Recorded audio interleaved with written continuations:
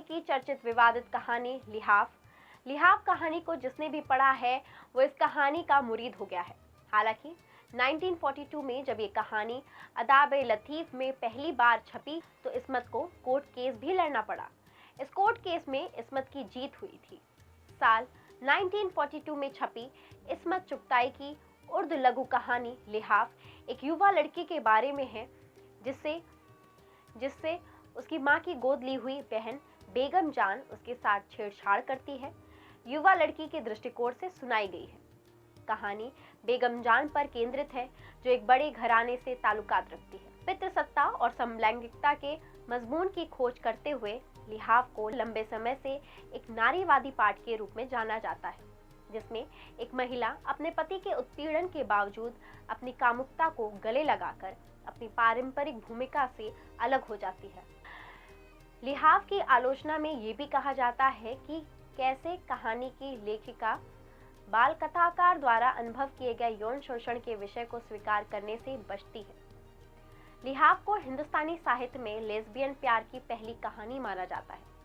208 page की इस किताब का लेटेस्ट एडिशन राजकमल प्रकाशन से 2016 में आया, जो कि अमेज़न पर उपलब्ध है। बहैसियत अदबी भाषा उर्दू की ताकत जिन कुछ लेखकों को पढ़ते हुए एक ठोस आकार की शक्ल में नूमदार होती है।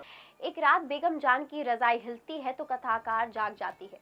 अंधेरे में रजाई ऐसी दिखती है जैसे एक संघर्ष करते हुए हाथी को छिपा रही हो। कथाकार बेगम जान का नाम बोलने पुकारती है तो रजाई का हिलना बंद हो जाता है। बेगम जान कथाकार को सोने के लिए कहती है, लेकिन कथाकार हाथी की परछाई देखकर घबराहट के बाद कमरे में दूसरी आवाज सुनती है तो उसे लगता है कि चोर आ गया।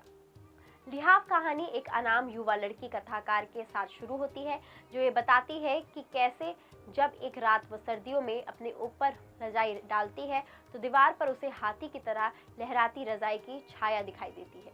ये छवि एक भयानक याद को पैदा करती है। कथाकार एक छोटी लड़की थी। कथाकार इस कहानी में बताती है कि कैसे बेगम जान की रईस नवाब साहब से अरेंज मैरिज हुई थी।